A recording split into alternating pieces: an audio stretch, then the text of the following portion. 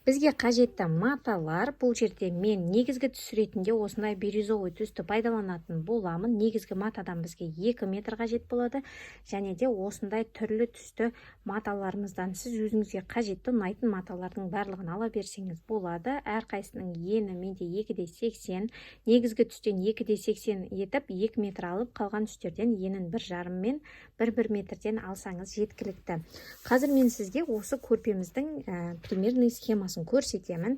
Мінекей, бізде ортамыз сырып тігілген болады. Сырып тігу үшін біз сіздермен жүздік синтепонды пайдаланатын боламыз. Бізде міне осындай сотка деп аталады. 1 метр алсаңыз сізге жеткілікті. Одан кейін осы жерде міне 36-да 36 сантиметрлік шаршылар. Бұл не себепті? 36-да 36 себебі жан жағымыздағы блоктың барлығы бізде 12-12 сантиметрден болады. Мына жерде мені көрсеңіз 3 блок тұр, 12 сантиметрден 36 болып шығады.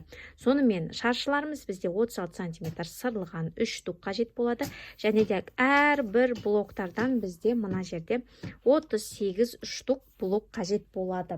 Бұл жерде мінекей мен тігіп бастадым. Әрбір құрақты тырнақ құрағы, жебе құрағы, құдық құрағы, әртүрлі интерпретацияда міне мынандай құрақ, жай ғана линияларды құрып қойсағам, осындай құрақтардың барлығын тігіп шығасыздар. YouTube каналда менде осы құрақтардың 10 түрі бар. Күрделі құрақтарға дейін әрқайсысынан 4 штуктан 3 штуктан тігіп шығатын болсаңыз сізге жеткілікті болады. Түстердің үйлесімін өзіңіз қарастырасыз. Мына жақта бізде жиегі, одан кейін 80 сантиметрлік замок қажет болады, және де мына матамыз. Бұл менде астарында да осындай матовый велюр матасы болады. Дәл осы түске дәлме-дәл жіп қажет болады. Бұл бізде бетіндегі мені сыру үшін осы синтепонмен сэндвич жасап сырып тігетін боламыз. Және де сол сэндвичтің астарына мен осындай аппақ сатин матасын пайдаланамын. Сіз біріншіге простыняның қалдықтарын, осындай шыт мата, бөз мата, кез келген матаны пайдалануыңызға болады. Және де сэндвичтің астына біз обычно осындай шыт маталарды пайдаланамыз ғой. 14-14 деп мына жұмсақ түрі, осыны пайдалансаңыз да болады. Мен сіздерге списоктың барлығын астыға тастап кететін боламын, қандай заттар қажет екенін.